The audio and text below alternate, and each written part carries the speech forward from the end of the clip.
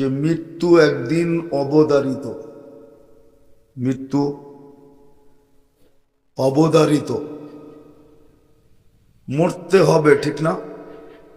সত্য তো? বিশ্বাস করি না করি না? তাইলে প্রশ্ন হলো, মৃত্যু যখন অবধারিত, আর মৃত্যু কার কখন হবে এটাও কেউ জানে না। বয়স্ক আগে মরবে না যুবক আগে মরবে, না বাচ্চা আগে মরবে, নারী আগে মরবে না পুরুষ আগে মরবে, এটাও কেউ জানে না। গুগলও জানে না। গুগল তো সব দেয় আমাদেরকে, সব দেয় না? যা চাই তাই দেয়, ঠিক না? নাচ চাইলে নাচ দেয়, গান চাইলে গান দেয়। বাকিগুলা বললাম না আর কি। যেটা চাই ওইটাই দেয়, ঠিক না? কিন্তু কে কখন মরবে গুগল এটা দিতে পারে? কোনো মেশিন আসে নাই। হাসানের জন্য না, পাবানের জন্য, চিন্তা করার জন্য। যে সবাই বিশ্বাস করি মৌত অবধারিত, কার কখন আসবে কেউ জানি না। কে কখন আসবে, মৌত কখন আসবে কেউ জানি না। ভালো মতে কিন্তু ধ্যান দিয়া, সময় কিন্তু অল্প। যদিও নির্ধারিত সময় আসা হয় নাই, যেই কোনো কারণবশত, ঠিক আছে? কেননা রাস্তাঘাট এটা আমেরিকার মতো না, ঠিক না? বাংলাদেশের রাস্তা আমেরিকার চেয়ে উন্নত না? কি কি বলেন? জ্যামজট। তো যেটা বুঝাইতে চাইতেছি, অল্প সময় মৃত্যুকে সবাই বিশ্বাস করি, এটা বলি অবধারিত। কিন্তু কে কখন মরবে এটা দুনিয়া জানে না। হতে পারে এই এলাকায়ও লোক পাওয়া যাবে, ডাক্তার বইলা দিছিল যে অল্প কয়েকদিন বাঁচবে, কিন্তু সে এখনো বাজারে ঘোরে, কিন্তু ডাক্তার দেখা গেছে কবরে চলে গেছে। পাওয়া যাবে না? যাবে না। কিন্তু আসল কথায় আসি, মৃত্যু যে অবধারিত বিশ্বাস করি, চলে যেতে হবে, কিন্তু আপনার আমার প্রস্তুতি কতটুকু? যুবকও বিশ্বাস করে এই কথা সত্য, 1 মিনিটের নাই ভরসা।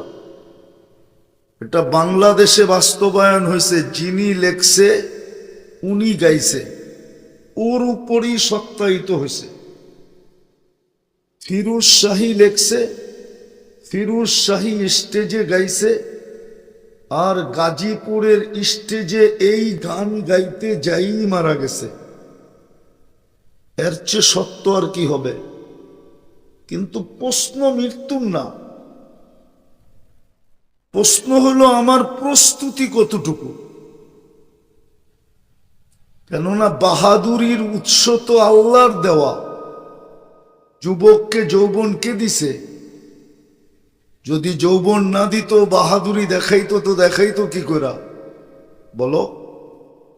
সুযোগ ছিল না? ফুল কেউ দিত না? ওর থেকে ফুল কেউ নিত? মনে হয় বোঝো নাই। বুঝছে? কেউ না দিত না, ওর কাছ থেকে কেউ ফুল নিত। যুবককে যৌবনের বাহাদুরি কে দিছে? নারীকে নারীত্বের বাহাদুরি কে দিছে? পুরুষকে পুরুষত্বের বাহাদুরি কে দিছে? প্রত্যেক জিনিস যার কাছে যেটা আছে, রত্ন বা বাহাদুরির বিষয়, ওটা কে দিছে?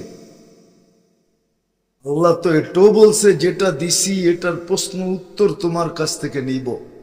লাতুসআলুন্না আনিন নাঈম, এক একটা নেয়ামতের হিসাব নিব। বিদায় মৌত যখন অবধারিত, যেই কোনো মুহূর্তে চলে যেতে পারি। কিন্তু আমার প্রশ্ন হলো প্রস্তুতি কতটুকু? কতটুকু আমরা প্রস্তুত? কবরের প্রশ্নের জন্য কতটুকু প্রস্তুত? কিয়ামতের মাঠের প্রশ্নের জন্য কতটুকু প্রস্তুত? আল্লাহর যে 24 ঘন্টা নুন খাইতেছি, তুলনায় গুল খাইতেছি না। আল্লাহর নুন 24 ঘন্টা কাটটা খাই, কার নেয়ামত বুক করি। আমি গ্রাম্য ভাষায় বললাম, প্রবাদ বাক্য আছে, যার নুন খাও তার গুণ। কিন্তু এই মজমায় তো একজনও নাই ডেলি 200 বার আল্লাহ বলে। বলুক একজন যে আমি ডেলি 200 বার আল্লাহ বলি। বলুক এক যুবক ডেলি আমি 10 বার আল্লাহ বলি। বলে তো না। 2-4 জন আছে যে ডেলি 10 বার আল্লাহ বলে, অথচ শ্বাস প্রশ্বাস নেই 1,60,000 বার।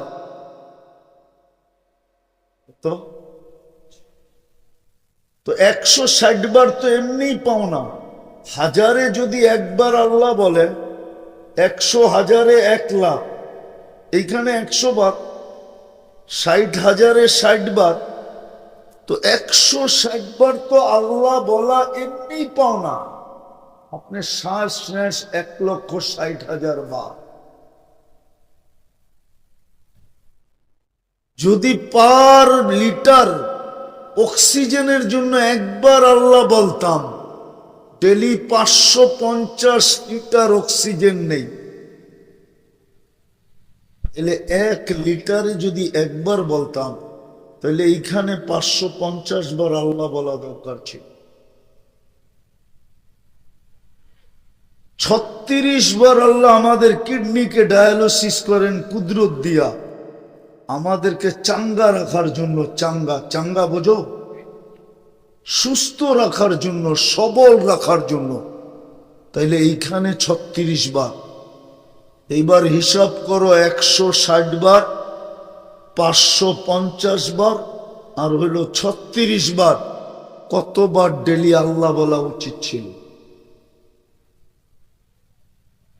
আমি যুক্তি দিয়ে বুঝাইতে চাইতেছি, তর্ক না, যুক্তি। যে প্রবাদ বাক্য যদি সত্য হয় যে যার নুন খাই তার গুণ গাই, যার নুন খাও তার গুণ গাও, 24 ঘন্টা তো আল্লাহর নুন খাইতেছি, কতটুকু গুণ গাই? তো যেটা আমার কথা শুরু ছিল, যে মৌতকে বিশ্বাস করি বটে, মৌত অবধারিত বটে, কে কখন যাবে কেউ জানে না। কিন্তু আমার নারী পুরুষ নির্বিশেষে সবার কাছে ছোট একটা প্রশ্ন, আমাদের প্রস্তুতি কতটুকু? প্রস্তুতি কতটুকু? কবরে তো কেউ মাটি দিবে বটে, কিন্তু কেউ সঙ্গ তো দিবে না। এইখানে যাদের মা বাবা নাই, একজনও বলতে পারবে না এই শীতের দিন যখন বিছনায় যায়, ল্যাপটা নিয়ে যখন ঘুমাইতে যায়, কম্বলটা নিয়ে ঘুমাইতে যায়, একজনের মনেও এটা ওঠে না যে হায় মা কবরে কেমন আছে, হায় বাবা কবরে কেমন আছে। এতটুক কথা মনে উচ্চারিত পর্যন্ত হয় না। যদি কারো হয় আমাকে বলেন যে আমার প্রতিদিন বিছনায় যাওয়ার পরে কম্বলটা নিয়ে যখন ঘুমাইতে যাই, আমার এই মনের ভিতরে দাগ কাটে, মনের ভিতরে গাইতে থাকে, মনের ভিতরে উদিত হইতে থাকে, মনের ভিতরে এই কথাটা আসতে থাকে যে আমি তো কম্বল নিয়ে ঘুমাবো, হায় মা জানি কবরে কেমন আছে, হায় বাবা জানি কবরে কেমন আছে, হায় আমার ছেলেটা জানি কবরে কেমন আছে। কত বাপই তো হবে যুবক ছেলেকে নিজের হাতে কবরে দিছে, হায় আমার স্ত্রী জানি কবরে কেমন আছে, বলেন বিদায় প্রস্তুতি কতটুকু? কালকে এই চেহারাটা কি করে দেখাবো যে আমাকে এক ফোঁটা পানির থেকে মানুষ রূপে অস্তিত্ব দিল? এই জন্যই তো মনে হয় আল্লাহ অভিযোগের সুরে বলেন, আমা তাই তো আইনানে তান্দুরু বিহা, তোকে কি দুটা চক্ষু দেই নাই তুই দেখিস? আমা তাই তো উদুনানে তাসমাউ বিহা, দুটা কান কি আমি দেই নাই তুই শুনিস? আমা তাই তো লিসানান তানতিকু বি, বাকশক্তি কি আমি দেই নাই তুই বলিস? আমা তাই তো আকলান তুমাইয়িজু বি, মগজ কি আমি দেই নাই তুই ভালো মন্দ বুঝিস? আমা তাই তো কলবান তাতাফাক্কারু বি, তোকে কি ছোট একটা দিল দেই নাই তুই চিন্তা করিস? আমা তাই তো ইয়াদানে তাফতিশু বিহা, দুটা হাত কি আমি দেই নাই যে তুই কর্ম করিস?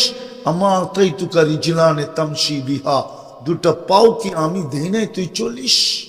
কুনতা মা আম্মাহিনা, তুই তো নিকৃষ্ট পানি ছিলি। ফাজআলতুহু দামা, আমি তো রক্তে রূপান্তরিত করলাম। সুম্মা মুযগা, পরে রক্তপিণ্ডতে রূপান্তরিত করলাম।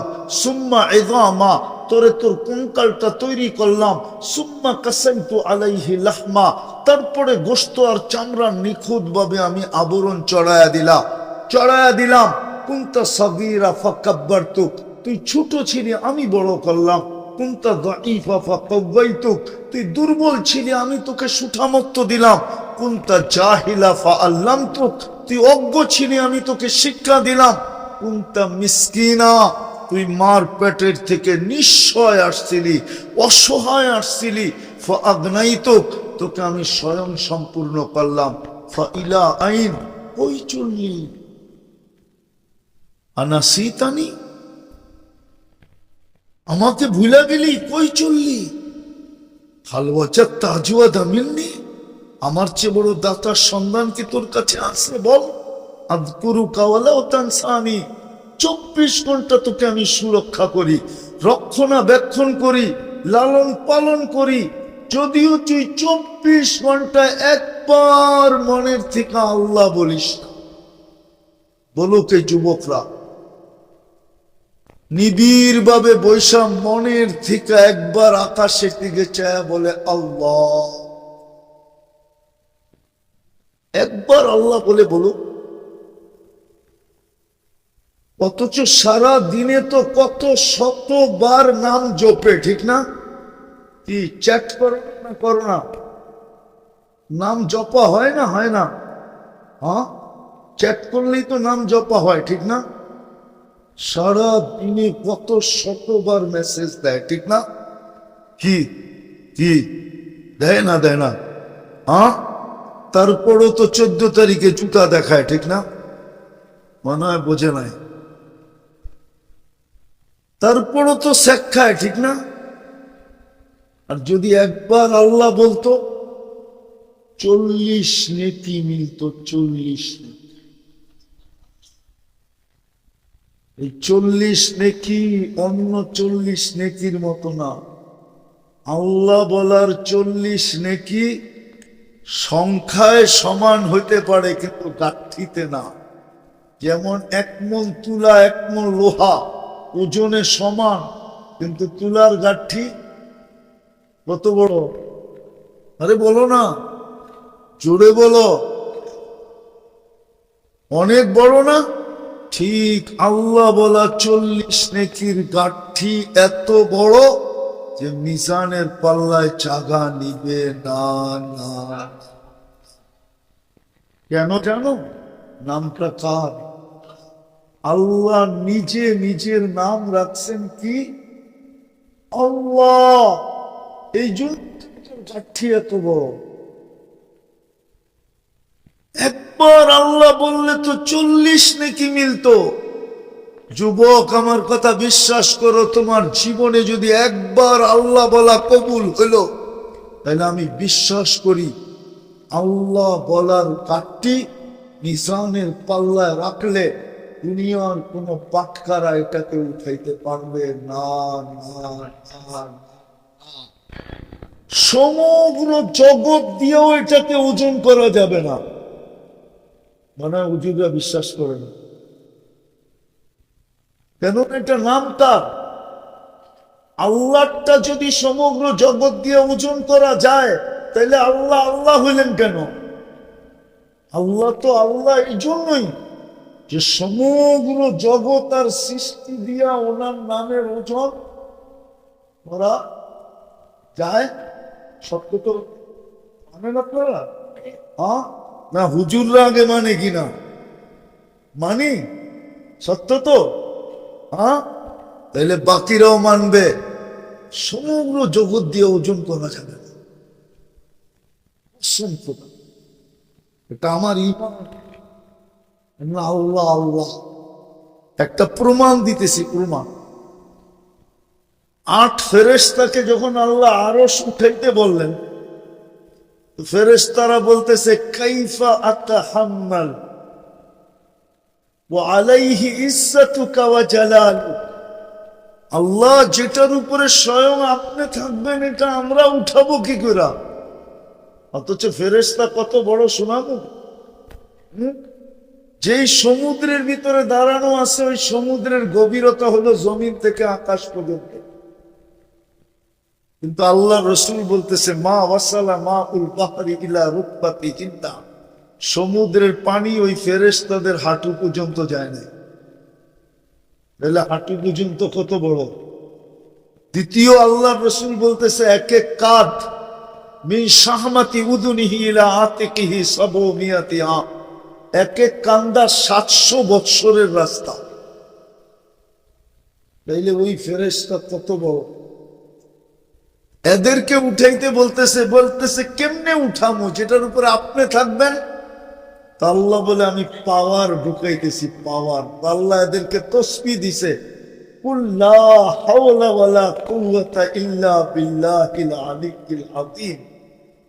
এখন এদের তসবিহ হইছে, আমরা যেরকম শ্বাস নেই এরা এটা পড়তে থাকে।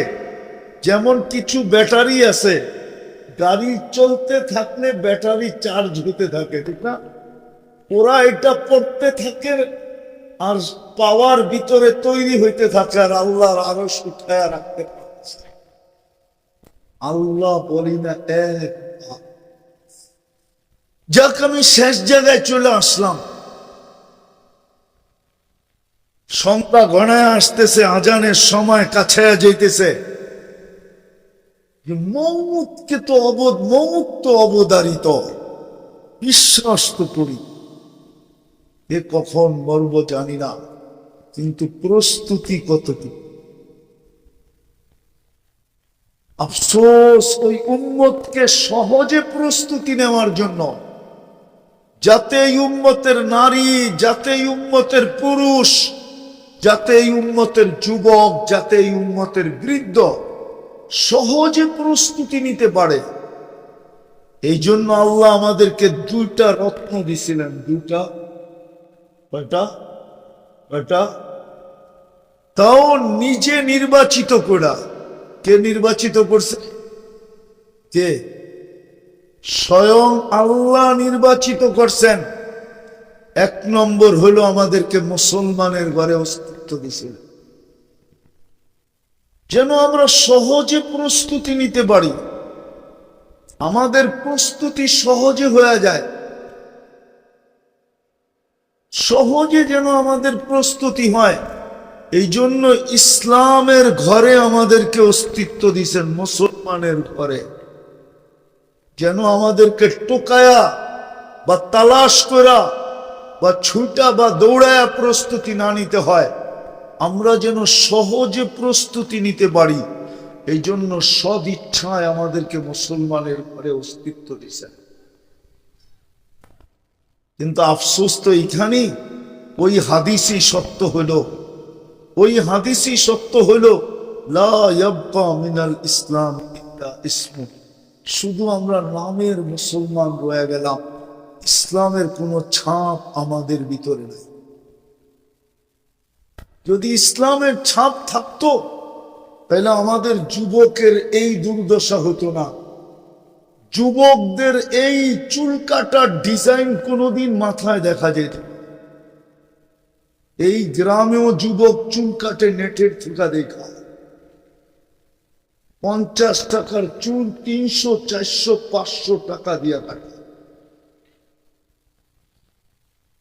যদি ইসলামের ছাপেই থাকতো তাইলে আমাদের সমাজের এই চিত্র হতো না,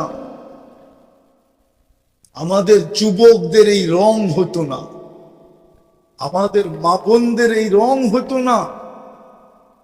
কসম খোদা, আমাদেরকে সহজে প্রস্তুতি নেওয়ার জন্য, অতি সহজে প্রস্তুতি নেওয়ার জন্য আল্লাহ আমাদেরকে ইসলাম দিছিলেন। ইসলাম নির্বাচিত করে দিছেন। ইন্নাল্লাহ আস্তাফা লাকুমুদ্দীন, আল্লাহ বলে আমি নির্বাচিত করছি তোমাদের জন্য দ্বীন। ইসলাম তোমাদের জন্য নির্বাচিত। আমি তোমাকে ইসলামের জন্য নির্বাচিত করছি, ইসলামকে তোমার জন্য নির্বাচিত করছি। আজকে ওই ইসলামের রং আমাদের ভিতরে নাই। যদি থাকতো তাইলে আমার দেশে কেন 31st নাইট উদযাপিত হইত? আমার দেশে কেন 14 তারিখ উদযাপিত হইতো? কসম খোদার যুবক,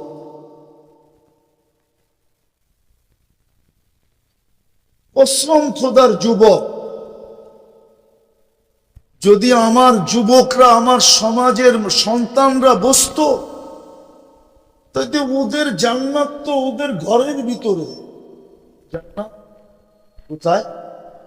যুবকের জান্নাত কিন্তু হাতের মুঠায়, শুধু মুখ করলেই হয়। জান্নাত কিন্তু ঘরের ভিতরে। যদি জান্নাত ঘরের ভিতরে না হইতো তাহলে শাফি রহমতুল্লাহ আলাই মার পাও টিপতে টিপতে পায়ের তালুতে চুমা দিতেন না। মা জিজ্ঞেস করতো, পায়ের তালুতে চুমা? কে বলছে তোমাকে পায়ের তালুতে চুমা দিই? আমি তো দেখতেছি পায়ের তালুতে চুমা দিতেছিস, আমি আমার জান্নাতে চুমা দিয়ে স্বাদ নিতেছি। প্রত্যেক সন্তানের জান্নাত তো ঘরের ভিতরে। ওই ঘরের প্রত্যেক সন্তানের জান্নাত তো ঘরের ভিতরে। প্রত্যেক নারীর জান্নাত তো আঁচলে। ওই আঁচল চিনেন? আগে, এখন তো শাড়ি টাড়ি পরে না, ঠিক না? আগে তো শাড়িই পরতো, ঠিক না? এই জন্য আঁচল বলতো, ঠিক না? বিলকুল আঁচলে। যুবকের জান্নাত তো হাতের মুঠায়। গরিবের জান্নাত তো বিলকুল পায়ের কাছে, শুধু জুইকা নিলেই হয়। আমি প্রমাণ দিতে পারতাম যদি সময় থাকতো। গরিবের জান্নাত বিলকুল পায়ের কাছে। মুসলমান হিসাবে তো অস্তিত্বই দিলেন, শুধু ইমানটাকে ধরে রাখা, 5 ওয়াক্ত নামাজ পড়া, রমজানে রোজা রাখা। তারপরে আল্লাহ ঘোষণা দিতেছেন, মুতু আদখুলু জান্নাতা রাব্বিকুম, মরো আর সিদা জান্নাতে। আফসোস তো লাগে যখন গ্রামগঞ্জে আছি, অজয় পাড়াগায় আসি, তখন বড় আফসোস লাগে। গুলশান গেলে তেমন আফসোস লাগে না, যে ওরা তো দুনিয়া পাইছে, সেটা পাকার না পাক। অজয় পাড়াগায় যখন আসি তখন বড় আফসোস লাগে যে এরা তো একটা ভালো রাস্তা পর্যন্ত পাইল না, একটা ভালো বাড়ি পর্যন্ত পাইল না। হায় জান, চোখে দেখলে তো মনে হয় জান্নাতও পাইল না। পরিবেশ তো বলে না যে জান্নাত পাইল, পরিবেশ তো বলে না জান্নাত পাইল। রাগ হলো না, আমি কোনো ইনসাল্ট করতেছি না। বলো গুলশানের তুলনায় এই গ্রাম কেমন?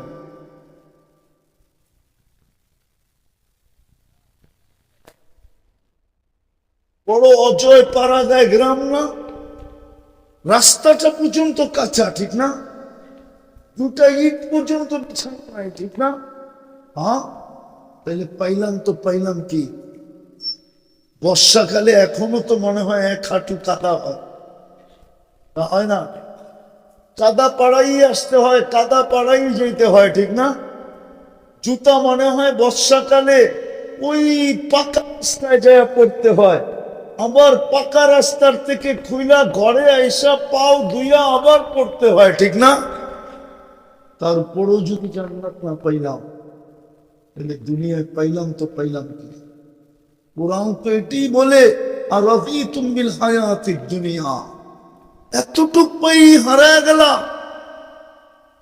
এই কাঁচা রাস্তা পাই জান্নাতের সোনার রাস্তা ভুলে গেলা, এই টিনের ঘর পাই জান্নাতের সোনার উপর ঘর ভুলে গেল। এই সামান্য শাকসবজির খাওয়া পাই জান্নাতের এক এক বৈঠকে 70,000 আইটেমের খাওয়া ভুলে গেল। দুনিয়ার সামান্য অল্প দামের জ্যাকেট স্যাকেট পাই জান্নাতের ডেলি 70 জোড়া কাপড় ভুলে গেল। পাবন্দ জান্নাতের লেহেঙ্গা ভুলে গেল। সামান্য একটু নেটের চুলের স্টাইল পায়া জান্নাতের শারীরিক 10টা গুণ ভুলে গেল। জান্নাতে তো তোমাকে 10টা গুণ দিয়া ঢুকাবে।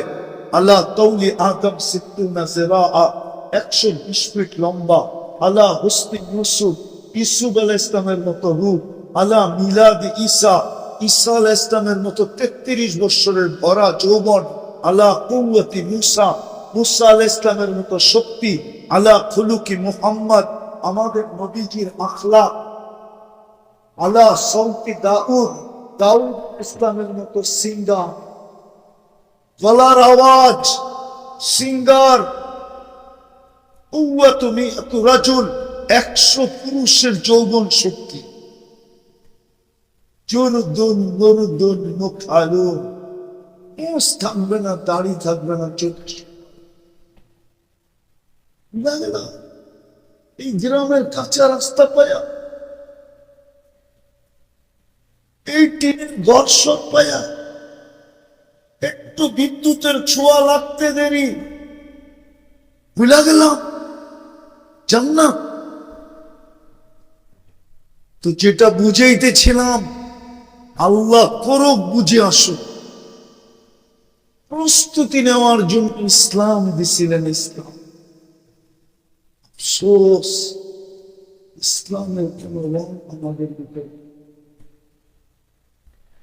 সহজে প্রস্তুতি নেওয়ার জন্য উম্মতে মুহাম্মদী বানাইছিলেন। একটা কথা দিয়ে শেষ বুঝাইতে চাইতেছি, এই উম্মতের কোন 80 বৎসরের বৃদ্ধ পুরুষ হোক আর নারী হোক, 80 বৎসর দৌড়ায় যদি একটা রাত্র করতে পারে, আল্লাহর সামনে দাঁড়ানোর পরে যদি আল্লাহ জিজ্ঞাসা করে তুই কতদিন ছিলি, 80 বৎসর, কি নিয়ে আসছিস, ও চোর গলায় বলতে পারবে এক রাত্র নিয়ে আসছে। আল্লাহ যদি বলে বৎসরই তো 365 রাত্র, তুই 80 বৎসরে নিয়ে আসছো এক রাত্র, বলে রাখেন আগে হিসাব দিয়ে আনি, তারপরে বললেন এক রাত্রই তো 83 বৎসর 4 মাস ছিল। আমি তো 80 বৎসর দুনিয়াতে ছিলাম, 80 থেকে 80 বাদ দিয়া দেন, তারপরও তো 3 বৎসর 4 মাসের পাওনা আমি আপনার কাছে, আপনি আমার কাছ থেকে পাবেন কোথেকে? 83 বৎসর, যদি 80 বৎসর দৌড়ে ধরতে পারি। উম্মতে মুহাম্মদী বানাইছিলেন সহজে প্রস্তুতি নেওয়ার জন্য। আফসোস তো এখানে উম্মত বটে, কিন্তু আদর্শ নবী নাই। যদি থাকতো, শহরের মেয়েরা নষ্ট হইল শহরে যায়া, মানি আমি, কেননা গ্রামের ডিম শহরে যায়া মামলেট হয়, পোষ হয়, ঠিক না? গ্রামে কি থাকে?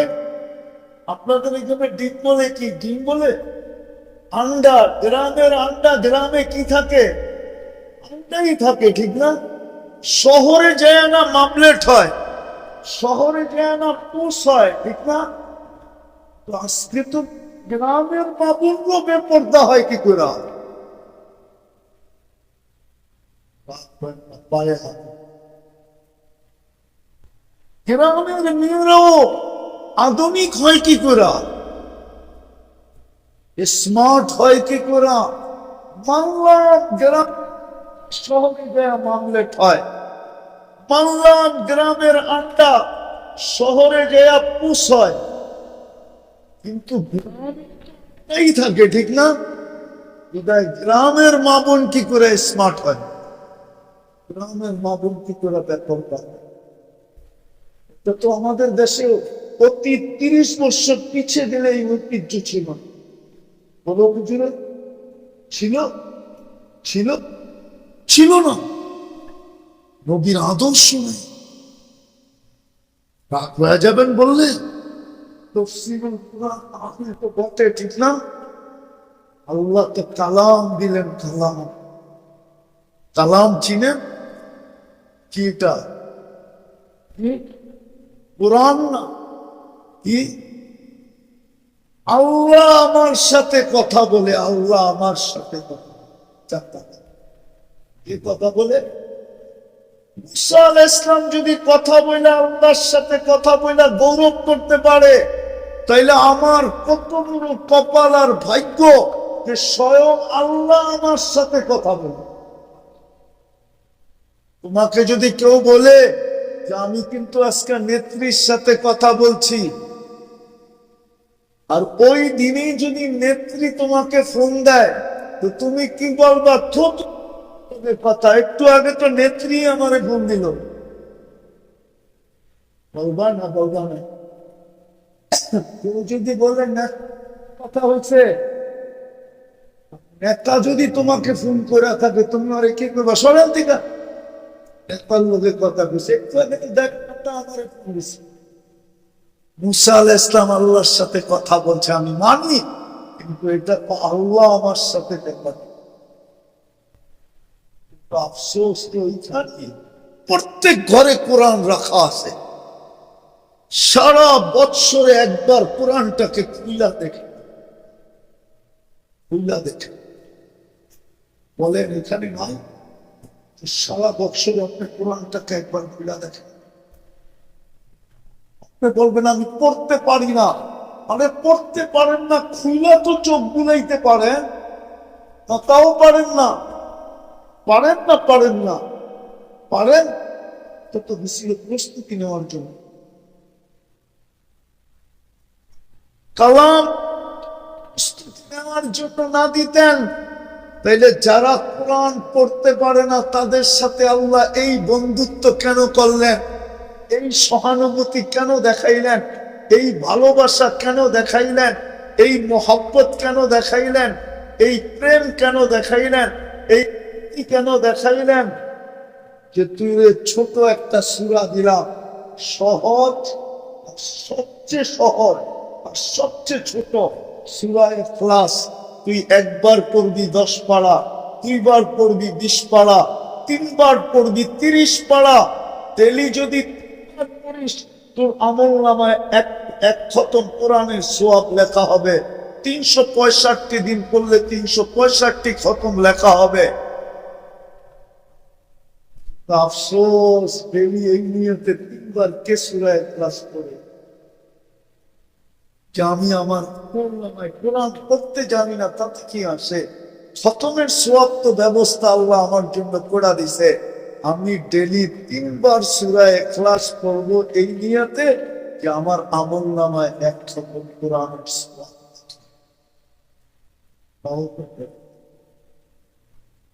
কোরআনটা তো মেলা দেখে না, মেলা তো দূরের কথা। কোন যুবক বলুক যে আমি সারাদিনে একবার কোরআনটাকে চুমা দিই,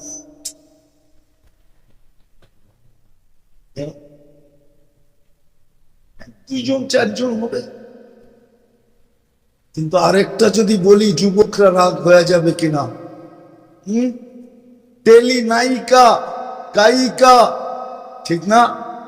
নায়িকা, গায়িকা, ডান্সার, নাচনেওয়ালি, যে নাচে, ঠিক না? মডেলিং, ডেলি তো সারা দিনে কয়েকবার অবশ্য দেখা চুমা দেয়, মোবাইলে টাচ করে। দেয় না জিজ্ঞেস করেন, দেয়? হ্যাঁ, শক্ত বইল দেও, দেয় না যুবক, দেয় না? আরে তুমি দেয় না, দেয় তো, চুমা দেয় না? মডেলিং দেখা নিজের ধরে রাখতে পারে নাই, মোবাইলের ভিতরে হাত ঢোকে না, ও কোথায় থাকে জানে না, তো স্বাদ মিটাবে কেমনে? মোবাইলে টাচ করে চুমা দেয়। এই শোনা যুবক, তুমি কোরআনটা একবার বললে ভুল হবে না, আমাদের জিন্দিগির উপরে লান। আল্লাহ আমাদের জিন্দিগির উপরে লানত বর্ষণ করতেছে। আমার কাছে যদি শক্তি থাকতো আধ্যাত্মিক, তাহলে আমি শুনে দিতাম বাংলাদেশের প্রত্যেক বাড়ির থেকে কোরআনের চিৎকার আসতেছে, চিৎকার। আল্লাহ কালাম দিলি তুই এদেরকে কথা বলার জন্য, নিজে রাইখা দিছে বৎসরের পর বৎসর আমাকে ঘরের ভিতরে, না বৎসরে একবার খুলা দেখে, না টেলি একবার চুমা দিয়া দেখে। ও মালিক, তুই এদের ঘরে আমাকে দিলি তো দিলি। প্রমাণ আছে। খেজুর গাছ যদি পিঠের ছোঁয়া পাওয়ার থেকে বঞ্চিত হওয়ার পরে চিৎকার দিতে পারে, খেজুর গাছ চিৎকার দিছে, ছোঁয়া বঞ্চিত হওয়ার পরে যদি খেজুর গাছ চিৎকার দিতে পারে, আল্লাহর রাসূল খুতবা দিতেন চুমায় খেজুর গাছে পিঠ লাগায়া, মেম্বরে পা দেওয়ার পরে যদি ওই খেজুর গাছ চিৎকার কান্নায় ভাঙ্গা পড়তে পারে, তাইলে এটা তো আল্লাহর কালাম।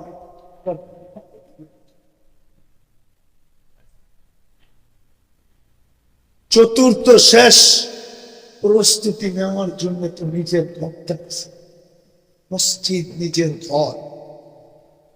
এই উম্মতকে প্রস্তুতি নেওয়ার জন্য মসজিদ দিছিলেন, এই উম্মতের দিলের মনের স্বাদ মিটানোর জন্য, যে আল্লাহ আপনি তো কথা বলেন বটে, আমার সাথে কথা বলতে মনে চায়। প্রবাসের ছেলে যদিও সারাদিন মাল্লবে কথা বলে, কিন্তু মাও বলে আমারও তো মাঝে মাঝে তোর সাথে কথা বলতে মনে চায়, তুই আমাকে একটা বটন সেটেই কিনা দিস। যুক্তিসঙ্গত নাও, আমারও তো কথা বলতে মনে চায়। আল্লাহ বলে তোরও কথা বলতে মনে চায় আমাকে, নামাজ দি। 90 ওয়াক্ত নামাজ পড়ে, আর মুসলমান তার সাথে কথা বলার জন্য আমাকে নামাজ দেয়। কিন্তু যাদের সাথেই কথা বলতেন, ওদের জন্য সীমা রেখা ছিল, কোন সময় বলতে পারবে আর পরে আর পারবে না। তুর পাহাড় আমার চোখে দেখা আছে, কোন সময় বলতে পারবে পারবে না, সময় নির্ধারিত ছিল, জায়গায় নির্ধারিত ছিল। উম্মতে মুহাম্মাদি বলতে গেলে তো এখন আর সময় হবে না, নাইলে খোলা যেত তোমার সাথে কথা বলার জন্য মাত্র মাত্র মাত্র 30 মিনিট। সূর্য ওঠার সময়, সূর্য ডুবার সময়, সূর্য যখন দুপুর যখন ঢলতে থাকে প্রহরের সময়,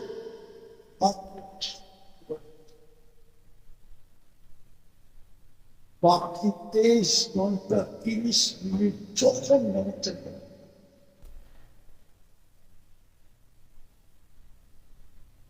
নামাজ পড়ার জন্য সারা জমিনকে মসজিদ বানানো। পানি যদি না থাকে, মাটিকে তয়ম্মুম করার জন্য মাটিকে পানি বানিয়েছে। কেমন ভালোবাসা তোমার সাথে, আফসোস 90 বার নামাজ পড়ে। মসজিদ চিৎকার দেয়, নামাজি কোথায়?